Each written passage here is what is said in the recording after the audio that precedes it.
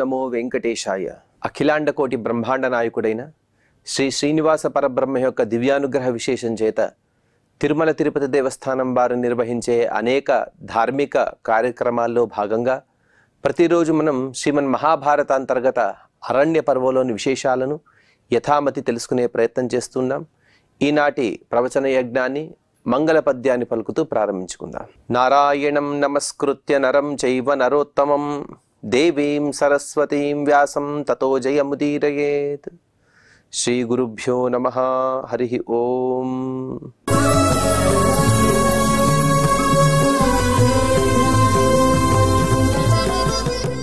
కామ్యకవనంలో యుధిష్ఠిర ప్రభుతులు మార్కండేయ మహర్షి ద్వారా ప్రళయకాలానికి సంబంధించిన అనేక విషయాలను విన్నారు. తదుపరి భవిష్యత్తులో ఎలా ఉండబోతుంది అనే విషయాన్ని కూడా ధర్మరాజు గారు అడిగారు. అందుకు అంటే ఇదంతా కథ జరిగిన కాలం ఎటువంటిది అంటే ద్వాపర యుగము అలాగే కలికాలం, వీటి సంధికాలం. మార్కండేయ మహర్షి గారు మాత్రం ఎప్పుడైతే ప్రళయం సంభవిస్తుందో అనగా కలికాలం యొక్క చివరి భాగాన్ని వివరిస్తూ ఉన్నారు.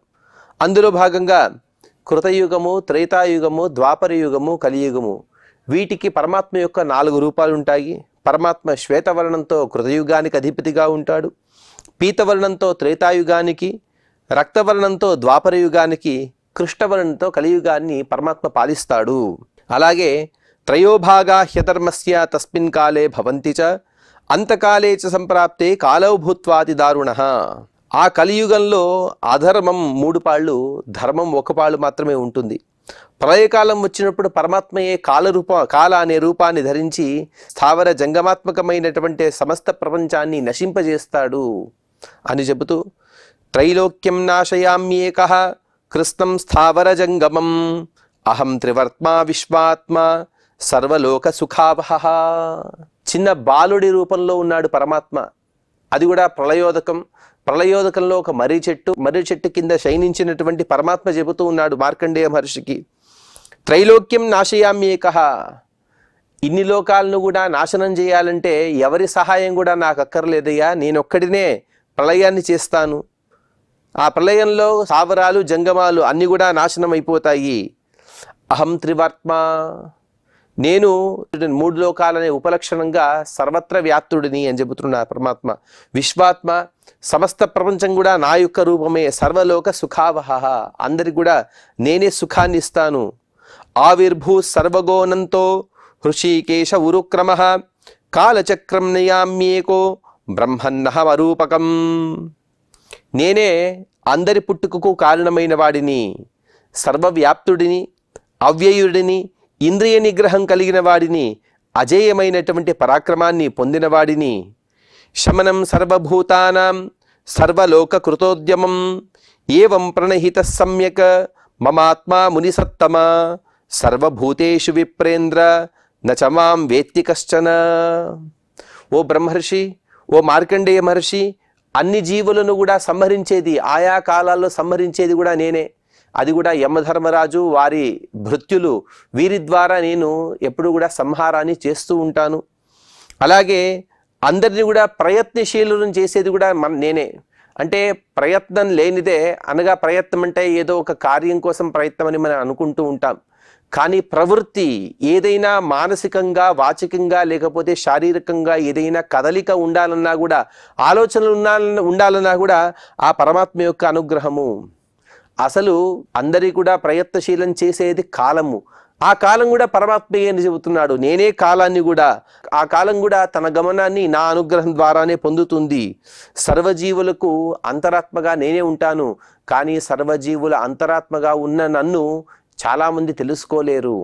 శునిచైవ శ్వపాకేచ పండిత సమదర్శిన అని శ్రీమద్ భగవద్గీతలో శ్రీకృష్ణ పరమాత్మ చెప్పిన విధంగా ప్రపంచంలో అంతటా కూడా ప్రతి ఒక్క అణువులోనూ కూడా పరమాత్మ ఉన్నాడు. కానీ సర్వత్ర వ్యాప్తుడుగా ఉన్నటువంటి పరమాత్మని దర్శించేది కొందరు మాత్రమే. అందుకోసమే ఆ కొందరు ఏం చేస్తూ ఉంటారంటే ఎవరిని ఎప్పటికీ అవమానపరచరు. ఉదాహరణకి భాగవతంలో జడభరత యొక్క వృత్తాంతాన్ని వింటాం. అందులో ప్రతి చీమలో కూడా పరమాత్మని చూశాడు అతను.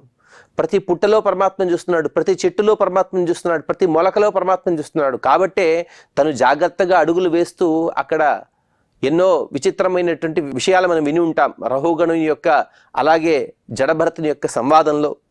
ఆ విధంగా పరమాత్మ చెబుతూ సర్వలోకే చ మాం భక్తాః పూజయంతి చ సర్వశః యచ్చ కించిత్ త్వయా ప్రాప్తం మయి క్లేశాత్మకం ద్విజ. అలాగే ఓ మార్కండేయ మహర్షి, అన్ని లోకాల్లో కూడా అందరూ కూడా నన్నే పూజిస్తూ ఉంటారు. అలాగే నీవింతవరకు కూడా ఎంతో కష్టపడ్డావయ్యా. ఆ కష్టం వ్యర్థం కాదు. ఎందుకంటే సుఖోదయాయ తత్సర్వం శ్రేయసేషతవా నఘ యచ్చ కించిత్ త్వయా లోకే దృష్టం స్థావర జంగమం విహిత సర్వథైవాసో మమాత్మా భూతభావనః అర్ధం మమ శరీరస్య సర్వలోక పితామహః. దాదాపుగా కొన్ని వందల సంవత్సరాల వరకు కూడా ప్రళయాన్ని చూసిన మహానుభావులు మార్కండేయ మహర్షి గారు. ఒక కాలంలో సంవర్తక వాయువు, ఇంకో కాలంలో సంవర్తక అగ్ని, తర్వాత సంవర్తక జలం, అనగా అన్నిటినీ కూడా నాశనం చేసి ఈ మూడిటి యొక్క విచిత్రమైనటువంటి పద్ధతులు, వాటి ద్వారా ప్రపంచమంతా కూడా నాశనమయ్యేది చూశారు. అందులోనూ కూడా 12 సంవత్సరాలు నీటిలో ఈదారు. మరొక 100 సంవత్సరాలు ఆ పరమాత్మ యొక్క నోటిలో ప్రవేశించి అక్కడున్నటువంటి లోకాన్ని కూడా చూసి వచ్చారు. ఇంత చూసి ఎంతో కష్టపడ్డారు. ఆ చూసే ప్రతి సందర్భంలో కూడా తమ తపస్సును, అనుష్ఠానాన్ని, అలాగే పరమాత్మ యొక్క స్మరణను వారు వదలలేదు. ఆ నియమాన్ని వారు ఖచ్చితంగా కూడా పాలిస్తూ ఉన్నారు. ఈ కాలంలో, అనగా వారు యవ్వనంలో ఉన్నప్పుడైనా, బాలావస్థలో ఉన్నప్పుడైనా వారు ఏదైనా కర్మలు చేస్తే వారికి తర్వాత రాబోయే కాలంలో అవి సుఖాన్ని చేకూరుస్తాయి. పూర్వే వయసి యత్కుర్యాత్ ఏన వార్ధక్యే సుఖం భవేత్ యావజ్జీవేన తత్కుర్యాత్ ఏన ప్రేత్య సుఖం భవేత్ అని మనకు సుభాషితాల్లో చెబుతూ ఉంటారు. అనగా మనం యువకులుగా ఉన్నప్పుడు బాగా గట్టి శరీరం ఉంటుంది కాబట్టి ఎంతో ధనార్జన చేసి మనం వృద్ధాప్యాన్ని వచ్చిన తర్వాత ఆ ధనాన్ని కూడబెట్టుకుని దాని ద్వారా కాలక్షేపం చేస్తూ ఉంటాం. అలాగే జీవుడు కూడా ఇహలోకంలో ఉన్నప్పుడు తాను సత్కర్మలను చేస్తే పరలోకంలో సుఖాన్ని పొందుతాడయ్యా. ఇహలోకంలో ధర్మం చేయడం అనేది కష్టతరమే, కానీ పరలోకంలో ఎక్కువ కాలం ఉండాలి. కాబట్టి ఎక్కువ కాలం సుఖాన్ని పొందాలంటే కొంతకాలం ఇక్కడ మనం కష్టపడక తప్పదు. అదే కష్టాన్ని మార్కండేయ మహర్షి గారు పడ్డారు. మార్కండేయ మహాభాగా సప్తకల్పాంత జీవనాన్ని 7 కల్పాల వరకు ఆయు ప్రమాణం ఉన్నా కూడా ఎప్పుడూ కూడా సుఖాన్ని కోరలేదు. చక్కటి ఇంద్రియ నిగ్రహాన్ని పొందిన వారి ఎప్పుడు కూడా తపస్సు ఇత్యాది సత్కర్మలనే చేస్తూ ఉన్నారు. అదే విషయాన్ని పరమాత్మ చెబుతున్నాడు. మీరెంతో కష్టపడుతూ తపస్సు, అలాగే నా యొక్క ఏవైతే మహిమలు ఉన్నాయో వాటిని చూస్తూ ఎంతో కష్టపడ్డారు. అదంతా కూడా సుఖోదయాయ తత్సర్వం శ్రేయసేచ తవానఘ. రాబో కాలంలో తద్వారా మీరు సుఖాన్ని పొందుతారు, తద్వారా మీకు శ్రేయస్సే జరుగుతుంది. అలాగే మీరు ఏవైతే స్థావరాలని, జంగమాన్ని చూశారో అవన్నీ కూడా నా యొక్క రూపాలే. ఇక ఈ సమస్త ప్రపంచాన్ని కూడా సృష్టించే చతుర్ముఖ బ్రహ్మగారు ఎవరైతే ఉన్నారో అతను నా కుమారుడే. నా శరీరంలో అర్ధభాగమని చెప్పాడు పరమాత్మ. ఎందుకు అలా చెప్తాడంటే ఆత్మావై పుత్రనామాసే అని చెప్పిన విధంగా తనే తన కుమారుడు యొక్క రూపంలో జన్మను పొందుతూ ఉంటాడు.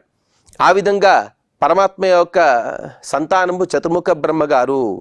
అలాగే అహం నారాయణో నామ శంఖ చక్ర గదాధరః యావద్యుగానాం విప్రర్షే సహస్ర పరివర్తనాత్ తావత్ స్వపిమి విశ్వాత్మ సర్వభూతాని మోహయన్.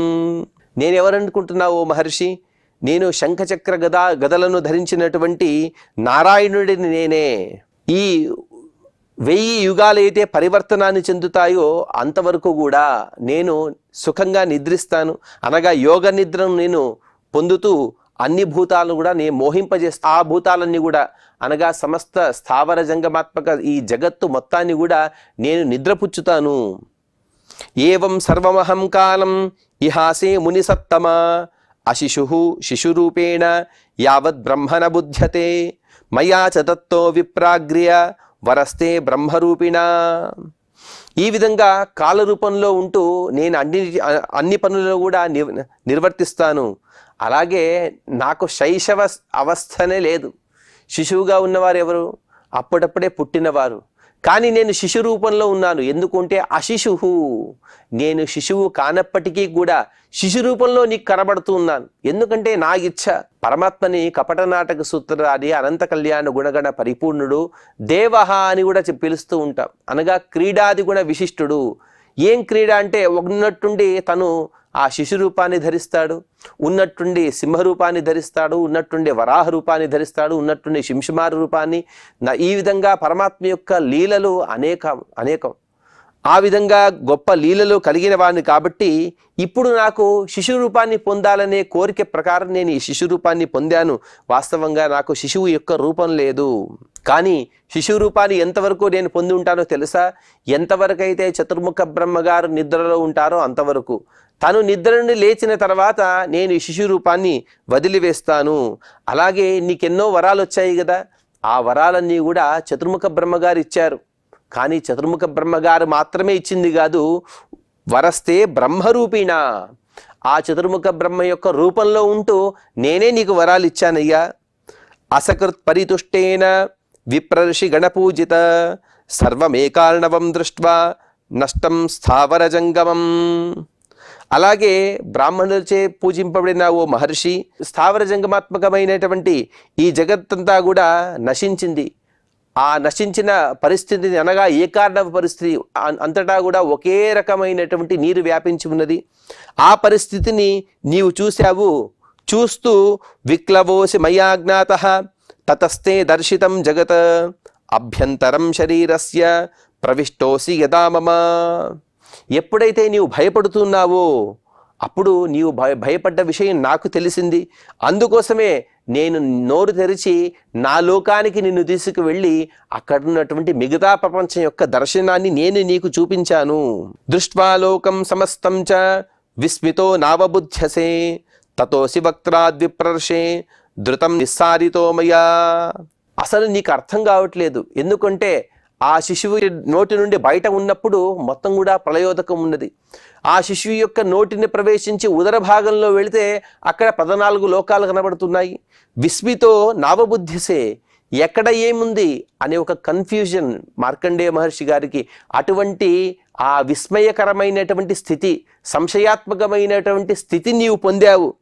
అప్పుడు నీ సంశయాత్మకమైనటువంటి స్థితిని తెలుసుకున్న నేను లోపలికి బయటికి నిన్ను పంపిస్తూ అలాగే తీసుకుంటూ ఉన్నాను. ఆఖ్యాతస్తే మయాచాత్మ దుర్జ్ఞేయో హి సురాసురైః యావత్స భగవాన్ బ్రహ్మ న బుధ్యేత మహాతపాః తావత్ త్వమిహ విప్రర్షే విశ్రబ్ధశ్చర వై సుఖం. అలాగే ఓ మార్కండేయ మహర్షి, ఇంతవరకు మీరు కోరిన విధంగా నా యొక్క స్వరూపాన్ని, అలాగే 4 యుగాలు, ఆ 4 యుగాల యొక్క కాలము, ఆ కాలాల యొక్క స్వభావాలు, వీటిని అన్నిటినీ కూడా నీకు తెలిపాను. నేను చెప్పిన విషయాలన్నీ కూడా దుర్జ్ఞేయోహి సురాసురైః, దేవతలైన రాక్షసులైన వారికి కూడా అలభ్యమైనటువంటి విషయాలయ్యా. కానీ ఇక్కడ నీవు సుఖంగా ఉండవచ్చు. ఎంతవరకు అంటే చతుర్ముఖ బ్రహ్మగారు నిద్ర నుండి లేచే వరకు ఇక్కడ మీరు సుఖంగా ఉండవచ్చు. అందుకు కావలసిన అన్ని అనుకూలతలను కూడా నేనే ఏర్పాటు చేస్తాను. తతో విబుద్ధే తస్మిన్స్తు సర్వలోక పితామహే ఏకీభూతో హి స్రక్ష్యామి శరీరాణి ద్విజోత్తమ. ఓ ద్విజశ్రేష్ఠ, ఆ చతుర్ముఖ బ్రహ్మగారు నిద్రలేచాక నేను ఆయనతో ఏకీభూతుడనై, అనగా నేనే అతడిలో ప్రవేశించి నేను మరల సృష్టిని ప్రారంభిస్తాను. సుషుప్తి అవస్థలో ఉన్నవారు ఏ పనులు కూడా చేయలేరు కదా, అందుకోసం సుషుప్తి తర్వాతే నేను ఈ అన్ని కార్యక్రమాలు చేస్తాను. ఆకాశం పృథివీం జ్యోతి వాయుం సలిలమేవ చ లోకే యచ్చ భవేచ్ఛేషం ఇహ స్థావర జంగమం. నేనేమేమి సృష్టి చేస్తానో తెలుసా?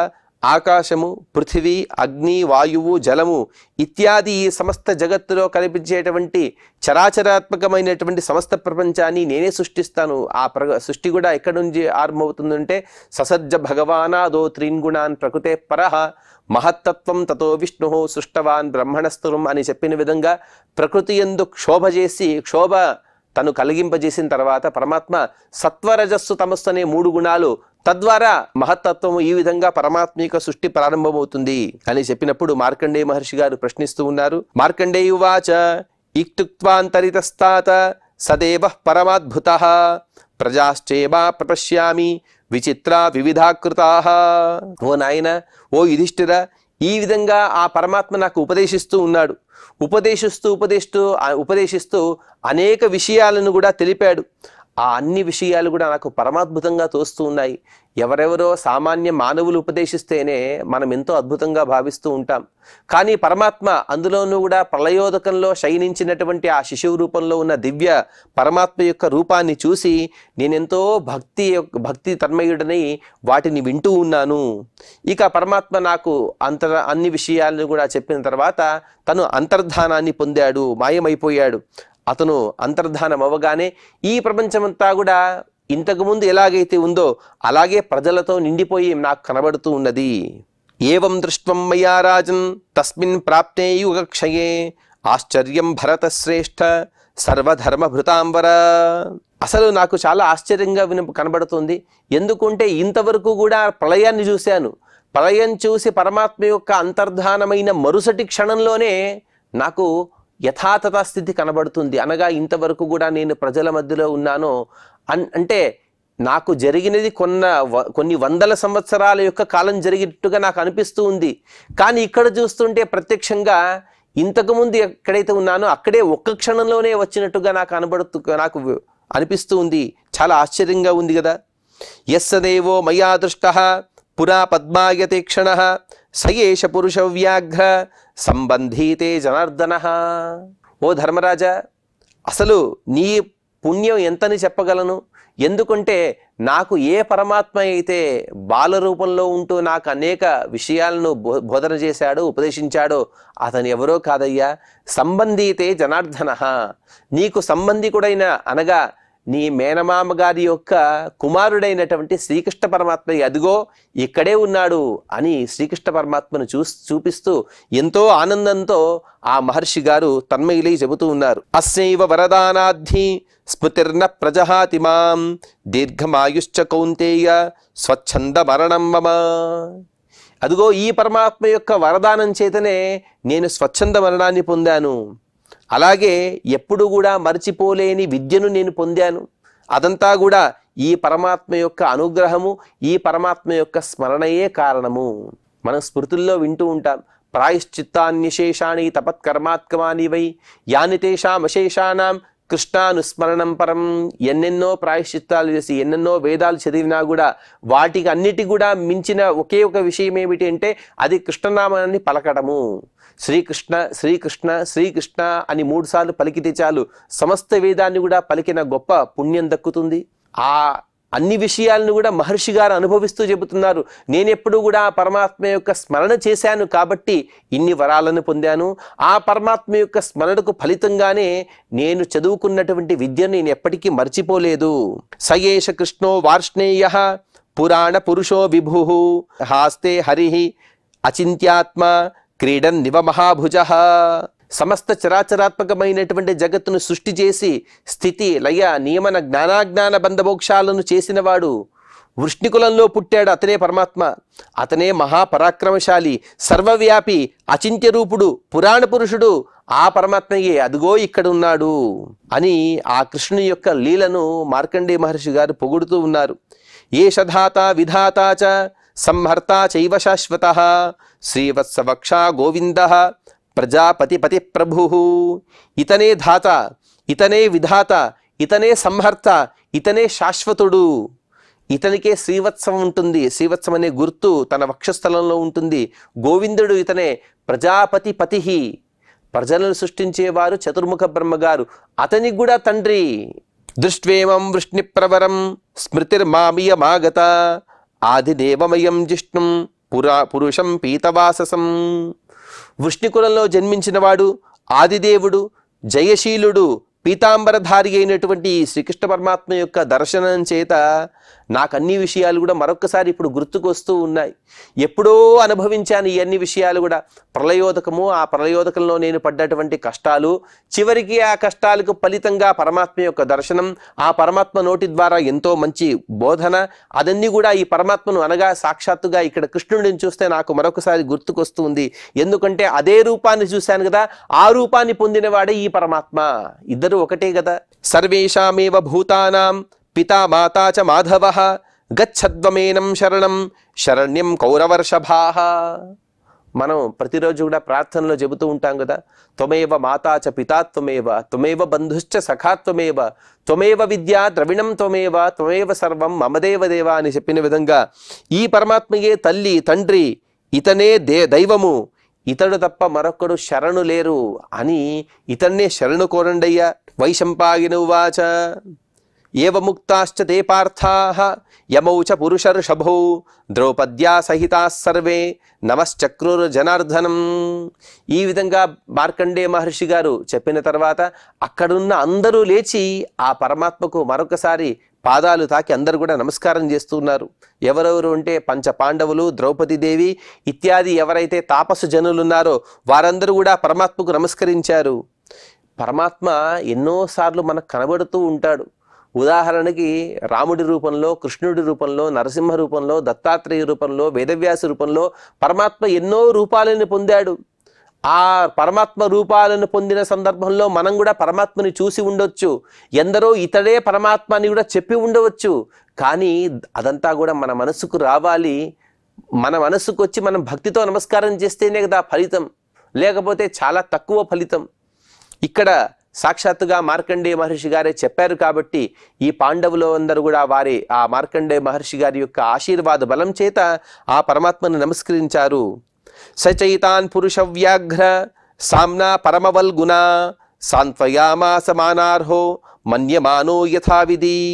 ఆ పురుషోత్తముడైన అలాగే వరేణ్యుడైనటువంటి ఆ జనార్దనుడు కూడా యథావిధిగా వీరినందరిని కూడా సాంత్వనపరుస్తూ మంచి మాటలతో వీరినందరూ కూడా పరమాత్మ ఆశీర్వదించాడు అని ఈ విధంగా చెబుతూ ఇక్కడికి 189వ అధ్యాయాన్ని పూర్తి చేసుకుని 190వ అధ్యాయంలో వైశంపాయని మహర్షి గారు మరి చెబుతూ ఉన్నారు. యుధిష్ఠిరస్తు కౌంతేయో మార్కండేయం మహామునిం పునః పప్రచ్ఛ సామ్రాజ్యే భవిష్యాం జగతోగతిం.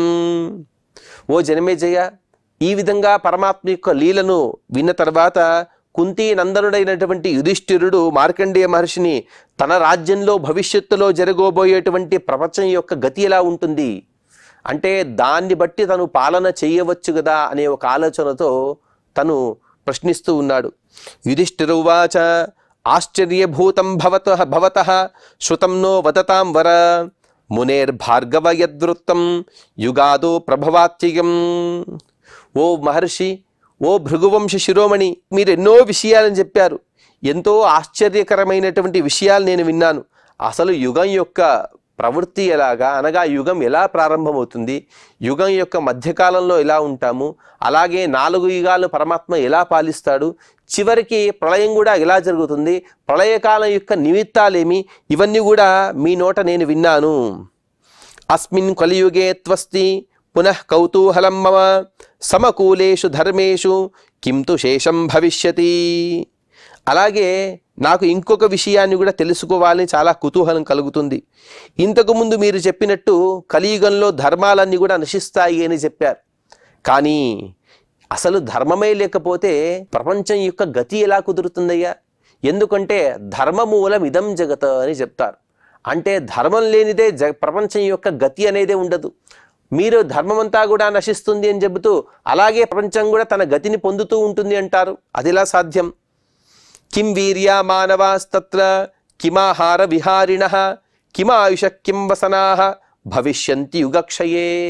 ఆ యుగాంతకాలంలో కలియుగం యొక్క చివరి భాగంలో మనుష్యుల యొక్క బలపరాక్రమాలు ఎలా ఉంటాయి, వారి ఆహార విహారాలు, ఎటువంటి ఆహారాన్ని తీసుకుంటారు, దేన్ని సుఖంగా భావిస్తూ ఉంటారు, అలాగే వారి యొక్క ఆయుః ప్రమాణం ఎంత, వారి వస్త్రాలు, వారి ఆభరణాలు, అవన్నీ కూడా విశేషాలను మాకు దయతో తెలపండి.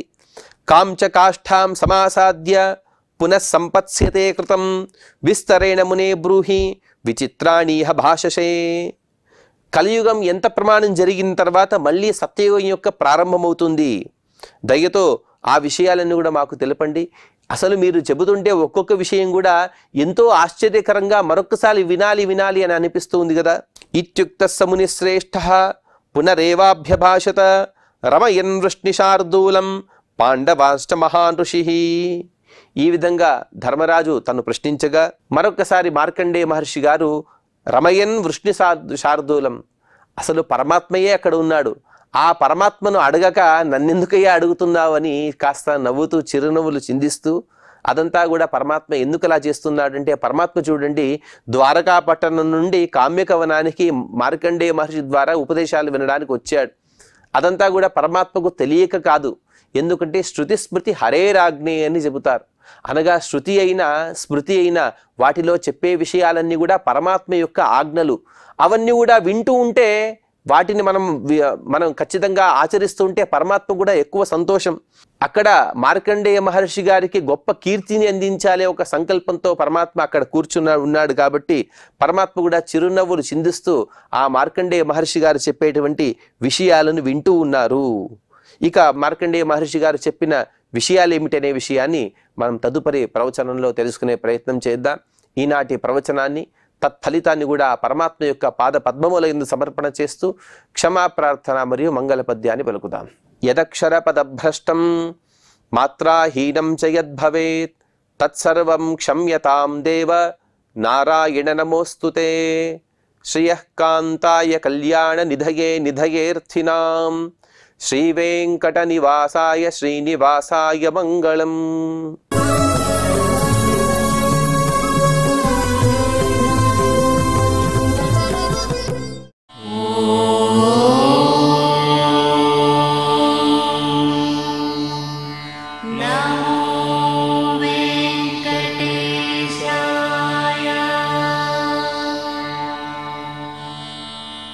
Oh